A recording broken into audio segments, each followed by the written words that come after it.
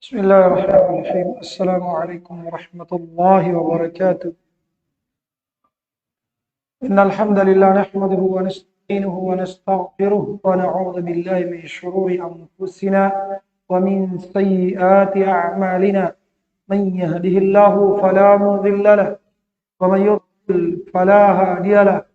أشهد أن لا إله إلا الله وحده لا شريك له وأشهد أن محمدا عبده ورسوله.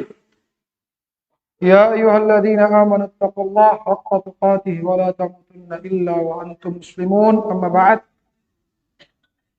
Kaum muslimin dan muslimat, jamaah pengajian yang dimuliakan Allah Subhanahu wa taala.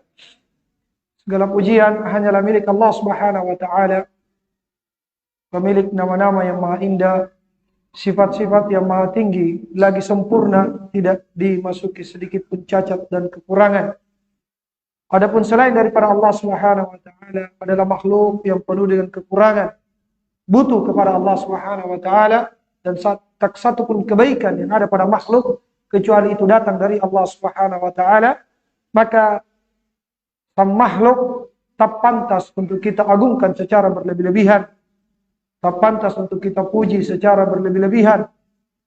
Yang pantas dan wajib untuk selalu kita agungkan dan kita puji hanyalah Allah Subhanahu wa taala. Alhamdulillah, pada malam ini kembali kita berkumpul di majelis ilmu dengan nikmat dan karunia dari Allah Subhanahu wa taala semata. Semoga amalan yang kita lakukan ini diterima oleh Allah Subhanahu wa taala, ikhlas untuk mencari ridhonya dan menjadi pemberat timbangan amalan kita pada hari kiamat. Innahu waliyudzalika qadiru alaih. Jemaah sekalian dimuliakan Allah, pada malam ini kita akan melanjutkan pembahasan kita dalam kitab Durusul Muhimmah li Ammatil Ummah, pelajaran-pelajaran penting untuk seluruh umat Islam. Tentu dengan memohon kepada Allah Subhanahu wa taala taufik, pemahaman yang benar, manhaj yang lurus, niat yang ikhlas, dan ilmu yang bermanfaat, ilmu yang membuahkan amalan, bukan sekedar tambahan wawasan, ilmu yang akan membela kita pada hari kiamat dan mengangkat derajat kita di dunia dan di akhirat. Bukan ilmu yang kemudian mengundang kemurkaan Allah Subhanahu wa taala sebagaimana orang-orang Yahudi diberikan ilmu oleh Allah namun mereka dimurkai karena tidak mengamalkan ilmunya, bahkan mengkhianati ilmunya. Iyadzan billah. Jemaah sekalian dimuliakan Allah, masih kita berada pada pembahasan tentang syarat-syarat salat. Apa yang telah disebutkan pada pertemuan yang lalu? Syarat yang pertama, ya, Islam. Ya, diterima salatnya orang yang belum berislam. Yang kedua, berakal. Orang yang tidak berakal tidak diterima salatnya. Ya, kemudian apa lagi? Tamyiz. Dia bisa membedakan baik dengan buruk. Kemudian terangkatnya hadas. Ya, baik hadas besar ataupun hadas kecil. Kemudian hilangnya najis, baik pada badannya, pakaiannya, ataupun tempatnya. Iya. Kemudian menutup aurat. Kemudian masuknya waktu. Sudah ya? Dan telah kita bahas tentang menjamak waktu sholat. Siapa masih ingat kaidahnya yang mudah menjamak dengan kasar? Kapan dikasar, kapan dijamak?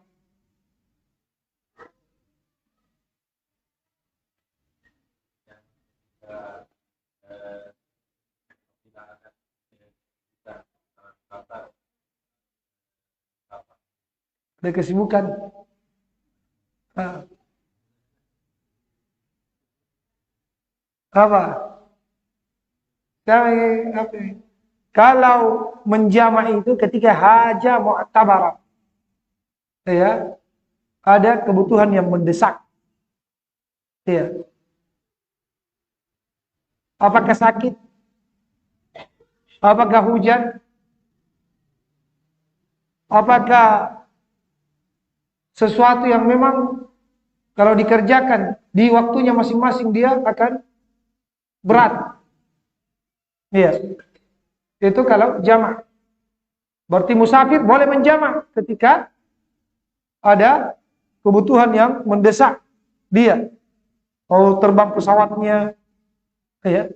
Adapun kasar khusus musafir. Kasar khusus musafir. Iya. Kalau musafir kemudian kondisinya dia terdesak, tidak memungkinkan sholat di waktunya masing-masing, maka dia jamak kasar. Makanya ketika Rasulullah SAW haji, ya, beliau haji dari Madinah ke Mekah, sampai di Mekah beliau cuma mengkasar. Ya, di Mina, di Arafah, beliau sholat duhur 2 rakaat pada waktunya, sholat asar 2 rakaat pada waktunya, maghrib 3 rakaat, isya 2 rakaat pada waktunya masing-masing. Ya. Jadi tidak harus antum musafir kemudian dijamak. Iya. Karena tidak ada kaitannya sebenarnya. Bukan pengkhususan. Jamak itu pada kasar saja. Iya. Kaitannya dengan jamak itu pada musafir. Tapi kaitannya dia dengan mengkasar. Ya, mengkasar. Tapi ketika dia butuh, ya, untuk menjamaknya, maka dia jamak kasar. Nah, adapun mukim tidak ada kasar pada mukim. Ya, ini juga banyak kekeliruan. Orang yang sakit, dia apa? Dia jamak kasar. Ya, dia jamak kasar. Orang yang belum berangkat dari kampungnya, dia sudah jamak kasar. Karena dia mau ke Makassar, dia jamak memang sekaligus kasar. Ya.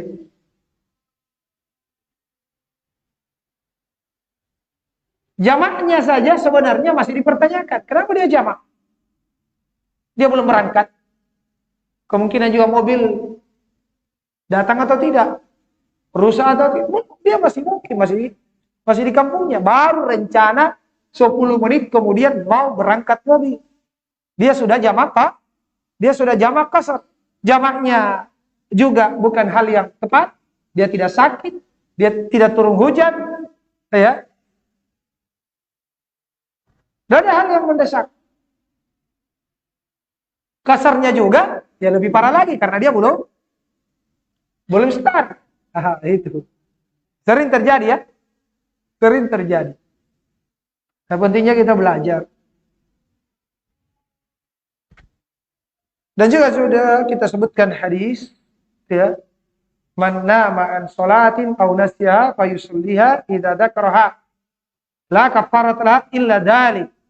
Siapa yang ketiduran dari salatnya atau dia lupa, maka dia ganti ketika dia ingat. Tidak ada kafarahnya kecuali itu. Ini sudah dibaca belum?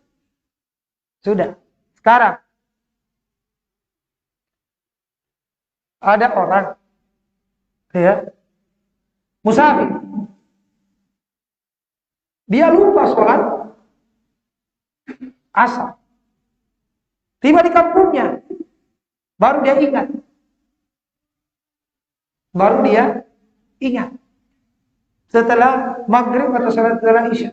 Belum pas sholat asar. Sekarang di kampungnya dia sholat apa? 4 rakaat atau 2 rakaat? Untuk asarnya yang dia lupa tadi. 4 rakaat atau 2 rakaat? Dia sudah tiba di kampungnya. 4. Khilaf di kalangan ulama. Ya, kalau di sini zahirnya sebagaimana yang dikatakan Syekh Al-Utsaimin rahimahullah taala, apa yang dia lupa sekarang? Asar. Seharusnya asar dia kerjakan berapa rakaat? 2, karena dia Satu. Itu yang dia ganti. Fayusolliha. Berarti dia berapa rakaat sebenarnya? 2, karena dia mengganti tadi sholat yang bisa mengganti. Fayusolliha. Yaitu sholat yang dia tinggalkan. Ya.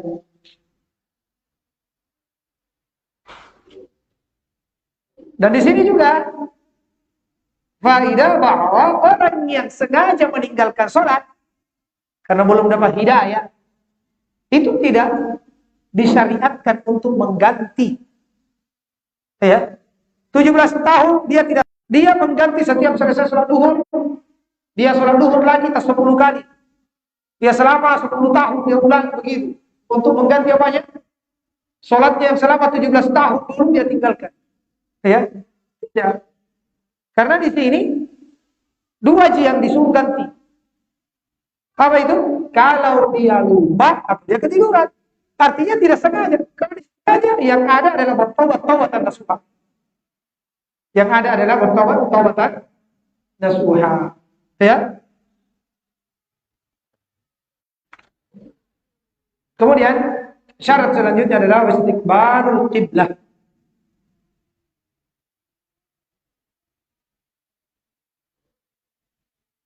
Menghadap kiblat. Ini sudah belum? Belum. Dalilnya adalah firman Allah Subhanahu wa taala dalam surah Al-Baqarah ayat 144. Qala Allah taala qad nara taqalluba wajhika fis sama' falanwalliyannaka qiblatan tardaha fawalli wajhaka syatral masjidil haram wa haitsu ma kuntum wujuhakum syatrah.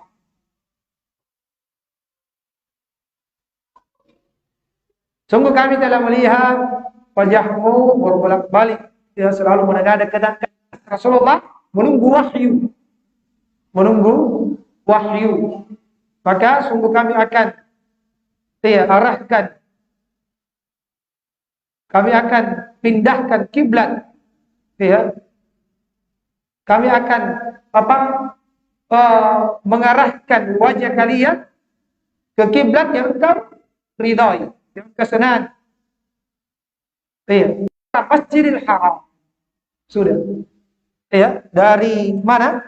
Dari Masjidil Aqsa berpindah ke Masjidil Haram.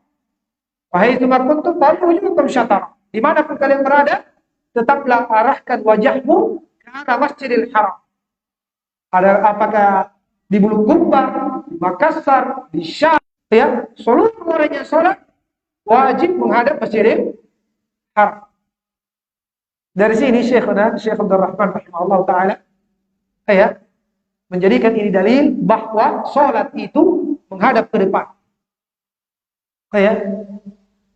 Itu yang beliau kuatkan. Karena beliau melemahkan hadis tentang pandangan menghadap ke tempat sujud. Namun sebagian ulama sahihkan hadis ini sehingga dia mengatakan sunnah menghadap ke tempat sujud. Kemudian beliau tarjih menguatkan bahwa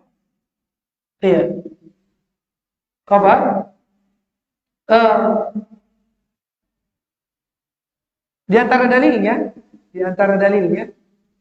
adalah ketika sahabat radhiyallahu anhum salat di belakangnya Rasulullah sallallahu alaihi wasallam, salat zuhur atau salat asar, kemudian melihat jenggotnya Rasulullah sallallahu alaihi wasallam bergoyang-goyang. Berarti menghadap ke mana ini sahabat? Ke depan. Kan? Melihat jenggotnya bergoyang-goyang. Menunjukkan Rasulullah berjenggot, menunjukkan Rasulullah itu kalau sholat sirriyah harus membaca goyang dulu. Tidak sah sholat. Ini selalu saya ingatkan karena banyak kaum muslimin yang keliru. Tidak sah sholat sepakat ulama kalau tidak goyang mulutnya. Sholat duhur, sholat asar,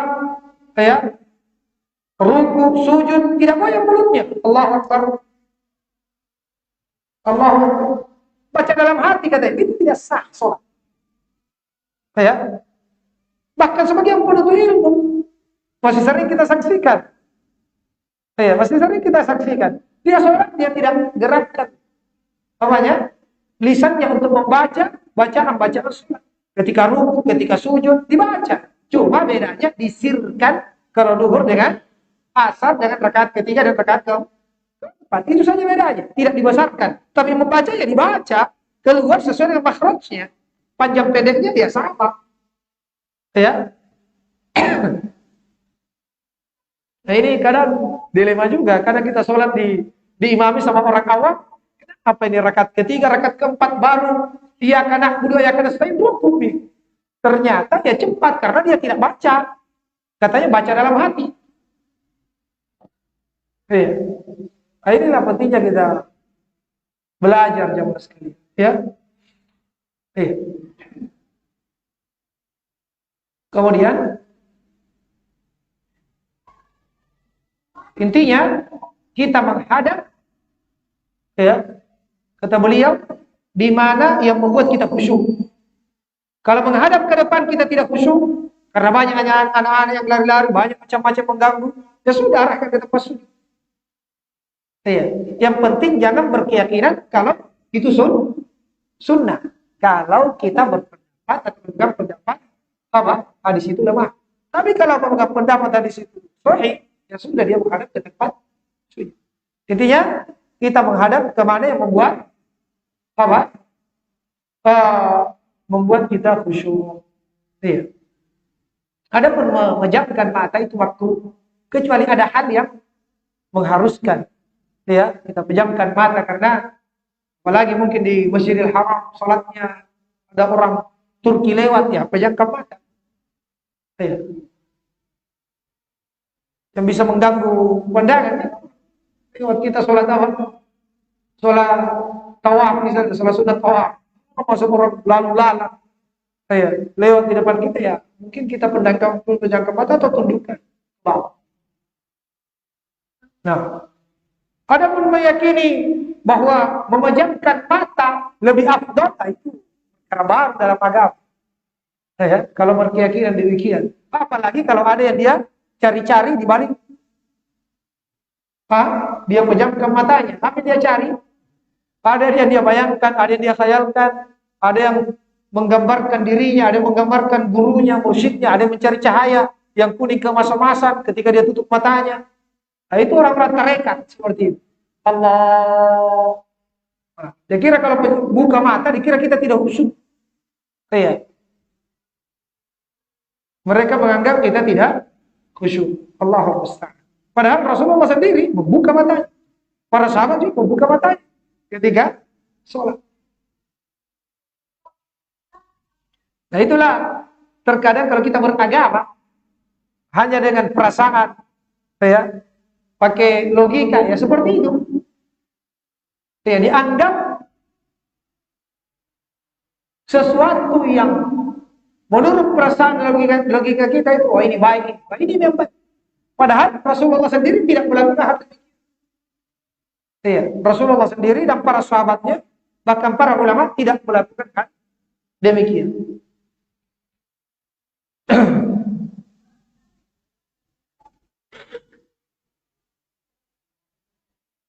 Kemudian kalimat syatarah ke arah, ya, syatar al-masjidil haram, ke arah masjidil haram. Jadi yang jauh dari masjidil haram, jauh dari Ka'bah, dia tidak lihat Ka'bah, itu tidak harus persis kena Ka'bah. Jadi rumah lagi posisi masjid, rumah lagi posisi masjid, tajil. Ya, arah masjidil haram. Dan ada hadis apa yang ada di antara apa? Timur dengan barat, karena beliau ada di Madinah posisinya. Timur dengan barat, maka itu adalah kiblat. Itu adalah kiblat. Ini kemudahan bagi orang yang jauh. Ya, orang yang jauh dari Masjidil Haram. Tidak perlu repot-repot keluarkan biaya, bongkar lagi masjid. Ya. Yang wajib persis dengan Ka'bah adalah orang yang melihat Ka'bah. Ya. Jadi kalau sholat di situ, kita lihat Ka'bah, itu wajib menghadap Ka'bah. Tapi kalau kita tidak lihat Ka'bah, arah Masjidil Haram. Nah, Allah Ta'ala alam. Kemudian dari yang lain Rasulullah SAW bersabda kepada orang yang ketika itu sholatnya salah-salah, diajari oleh Rasulullah, kata Rasulullah, "Idza qumta ila sholati fasbiqul wudu, tsumma istaqbilil qiblah fakabbir." Apabila kamu berdiri untuk sholat, maka sempurnakan, hendak berdiri untuk sholat, maka sempurnakan wudu. Kemudian menghadap ke kiblat, kemudian bertakbir. Ya. Kemudian bertakbir. Diriwayatkan oleh Bukhari dan Muslim.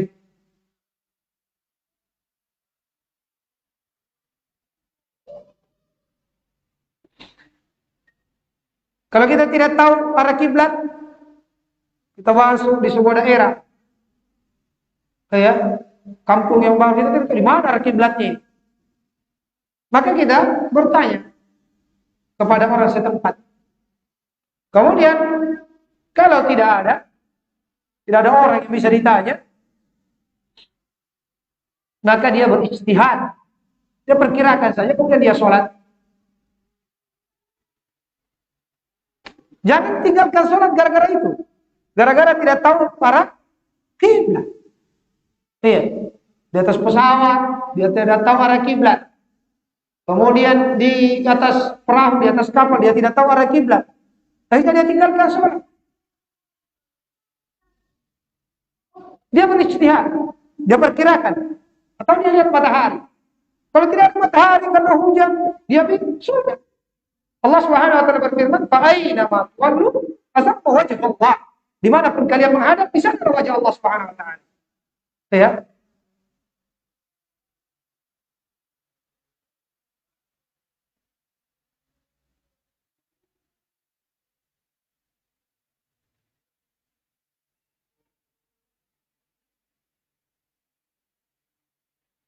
Jadi orang yang melihat Ka'bah langsung wajib menghadap Ka'bah. Adapun orang yang tidak melihat Ka'bah, maka cukup dengan arah. Ya. Rasulullah SAW bersabda kepada penduduk Madinah, ya, "Ma bainal masyriq wal maghrib qiblah." Apa yang berada di antara, ya, masyriq wal maghrib, timur dengan barat, itu kiblat. Diriwayatkan oleh Ibnu Majah dan Imam At-Tirmidzi. Jadi kalau melenceng sedikit tapi masih arah ke sana, jangan dirobak itu. Ini apa? Masjid sampai bertengkar dengan panitia, tentara panitia, sering itu. Beberapa masjid sudah begitu. Ini sudah ketetapan dari dulu. Kok tiba-tiba setelah 20 tahun kok berubah lagi arah kiblat? Padahal Ka'bah kan tidak berubah. Ya. Terus bagaimana dengan yang 20 tahun sholatnya itu? Bertengkar, dirubahlah posisi masjid. Kadang ya, kita cuma diarahkan dengan apa? Dengan garis atau karpet. Garis masjid atau karpet. Masjidnya menghadap ke sana. Ya. Orangnya hidup miring-miring semua. Ya.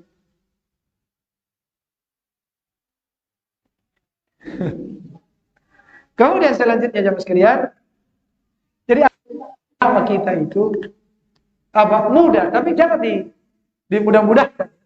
Mudah, tidak terlalu berat itu. Ya. Yang memperberat itu logika dan perasaan kita, itu yang memperberat. Ya, kemudahan itu subhanallah banyak sekali di dalam syariat. Cuma karena kita pakai perasaan, pakai logika, semangat tinggi tanpa ilmu, ini yang memperberat. Ya. Menambah-nambah, biayanya sudah besar, ya, butuh tenaga dan seterusnya, tidak sesuai lagi dengan tuntunan Rasulullah SAW. Kenapa orang yang berilmu sederhana aja. Ada ilmunya diamalkan, tidak ada ilmunya dia tinggalkan. Iya. Kan ilmu dunia juga begitu kan? Kadang kita setengah mati starter motor, dorong, panggil orang, dorong, iya kan? Tapi kalau dibawa ke bengkel, dia lihat, oh ternyata di bagian apa ini? Setirnya ini ada tombol di sini, saya ini yang matikan tadi. Ya, tinggal dipencet, di situ baru starter bunyi dia. Ya. Orang pengalaman, punya ilmu, matilah dorong, beli kami lagi bensin. Ya. Apalagi kalau dia coba-coba perbaiki, tambah rusak, bongkar induksinya, akinya, dan seterusnya. Padahal memang ada di bagian setirnya itu tombolnya memang. Ada kan? Iya. Saya dulu beli motor itu setengah mati. Mana ini? Kenapa ini tidak mau bunyi sudah? Saya kunci, sudah starter kaki, ternyata ada tombolnya terpencet, tidak bisa aja pencet. Kan kita tidak tahu ilmunya. Masya Allah, mudah sekali. Seperti itulah agama jemaah sekalian. Ya mudah. Agama ini.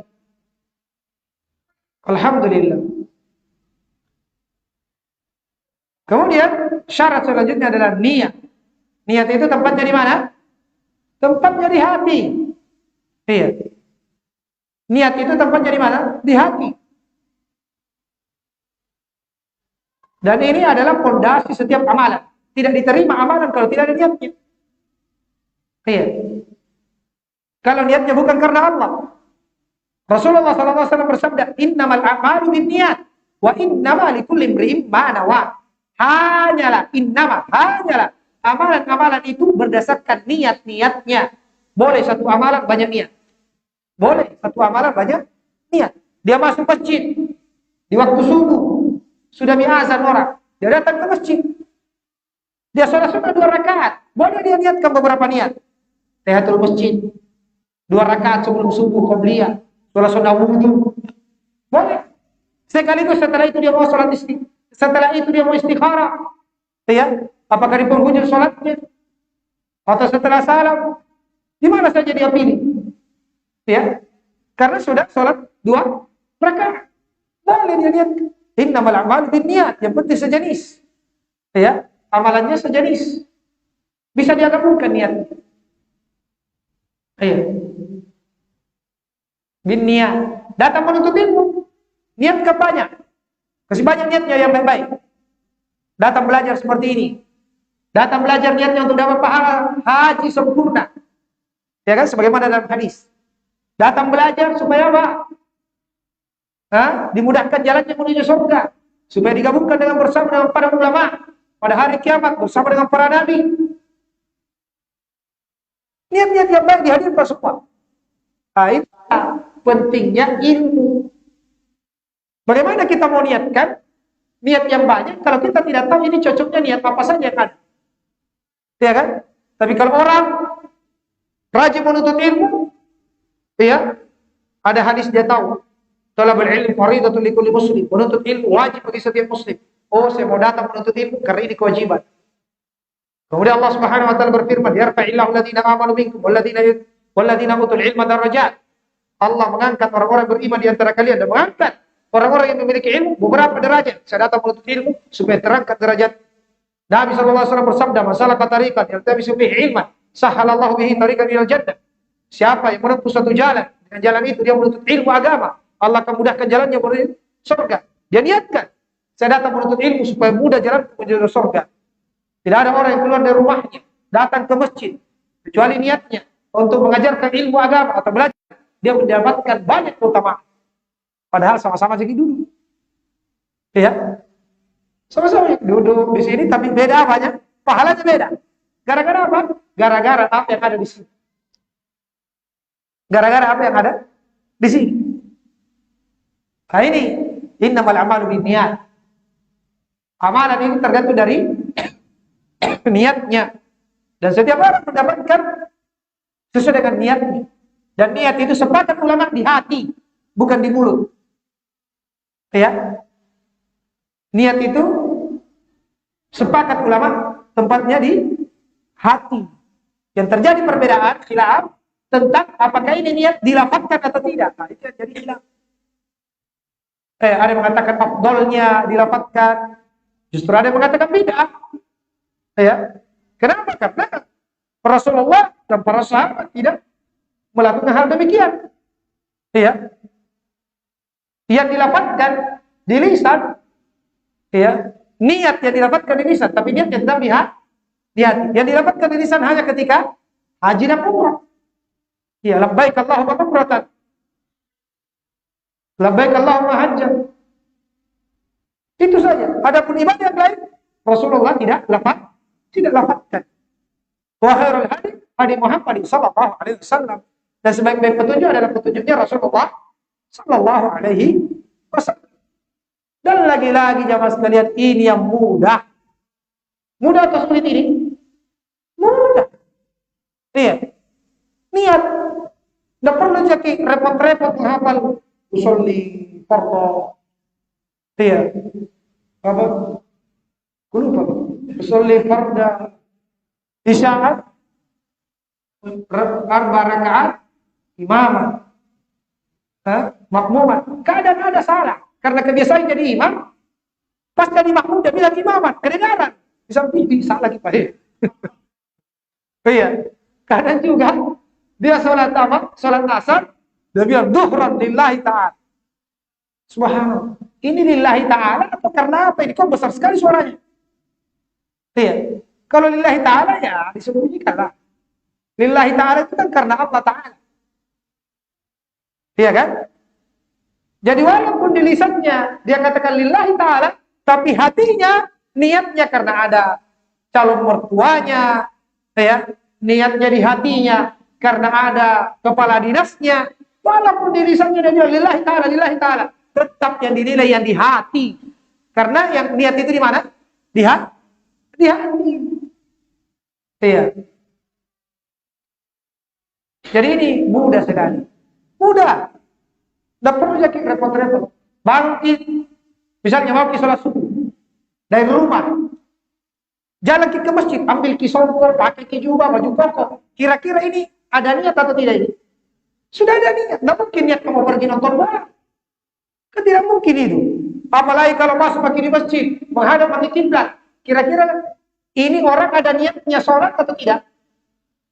Tidak. Itu berjalan. Niat itu artinya tujuan, rencana, maksud, keinginan. Ya, itu niat itu niat. Jadi ketika orang sudah bangun di waktu subuh ambil air wudhu itu sudah berniat. Makanya dikatakan apa? Orang gila tidak sah sholatnya. Kenapa? Tidak ada niatnya. Selama orang waras pasti ada niatnya.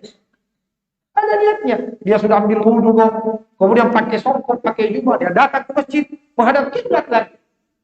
Ya kan? Sholat di belakangnya imam. Tidak mungkin dia niatkan dirinya sebagai imam. Karena dia berdiri di belakang. Kan begitu. Pak imam juga tidak mungkin dia niatkan dirinya sebagai makmum. Karena dia berdiri paling depan. Dan di waktu subuh, tidak mungkin dia niatnya 10 rakaat. Pasti 2 rakaat yang ada dalam hatinya. Maka sholat ini 2 rakaat. Kenapa dipersulit? Kan begitu. Siapa yang mempersulit? Jadi siapa yang ekstrim? Siapa yang keras sebenarnya? Alhamdulillah, ahli sunnah itu sederhana sekali. Mudah. Iya, karena mengikuti sunnah Nabi sallallahu alaihi wasallam. Insyaallah. Iya. Allah musta'an. Masuk. Tapi menit lagi.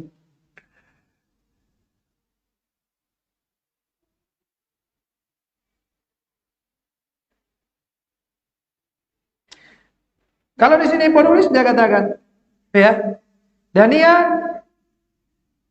dalam sholat itu dibedakan antara sholat wajib, sholat sunnah, ya, jenis-jenis sholat wajib, jenis-jenis sholat sunnah dibedakan. Ya, dan pasti akan begitu, itu otomatis. Kalau di waktu duha dia datang ke masjid, pasti dia niatkan sholat duha. Ya. Dan tidak boleh kata beliau melafazkan niat, bahkan itu perkara bid'ah yang diada-adakan di dalam agama. Nah, kata beliau, dan boleh sholat duhur di belakang orang yang sholat asar. Ya, dan boleh sholat sunnah di belakang orang yang sholat wajib. Ya, dan boleh imam merubah niatnya menjadi makmum. Ya, dan boleh makmum merubah niatnya menjadi imam. Ya, dan boleh orang yang sholat sendiri dia rubah niatnya jadi sholat berjamaah. Mudah tidak ini? Mudah. Coba kita bingung. Ya, kalau misalnya kita ke terminal, ada orang sementara sholat, tanya-tanya ini orang sholat apa? Mau ke sholat duhur misalnya kan? Jangan-jangan ini sudah dia jamaah ini sholat asar misalnya. Atau ini sholat tahiyatul masjid atau apa? Ya, atau misalnya di sholat tarawih sering terjadi di bulan Ramadan.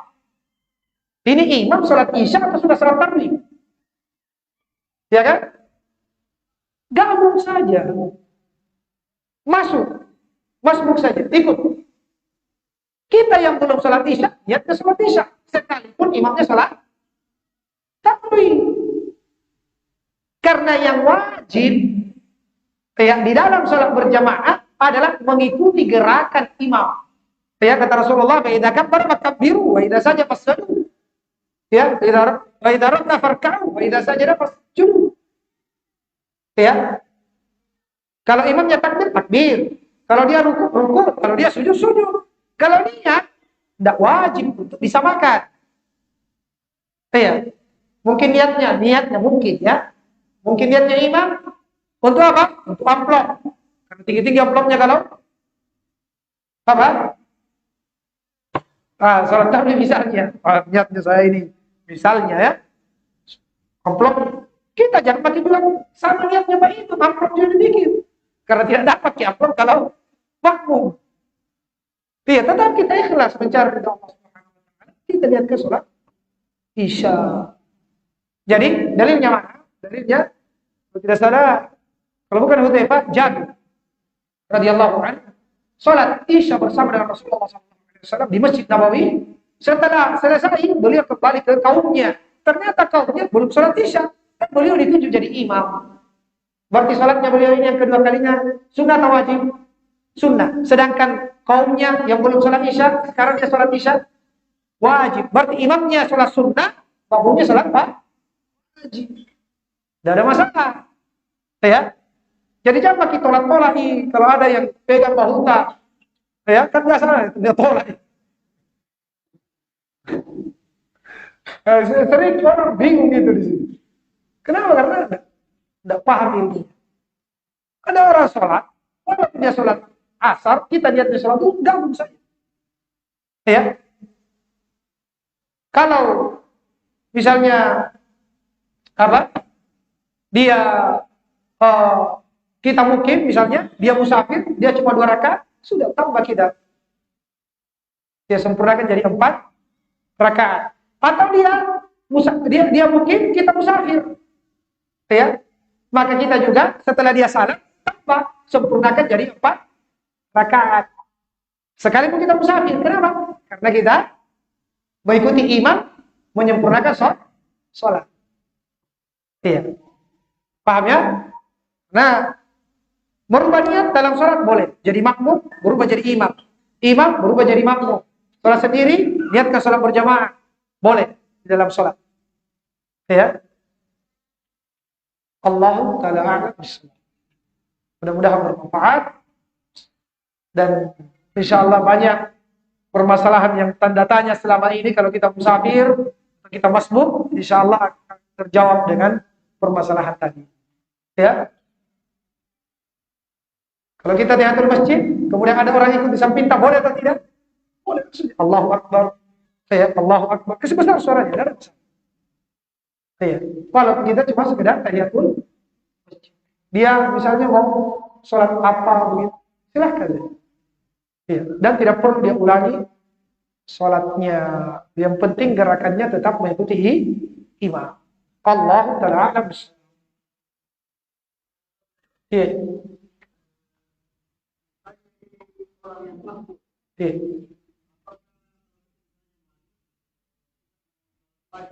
Iya.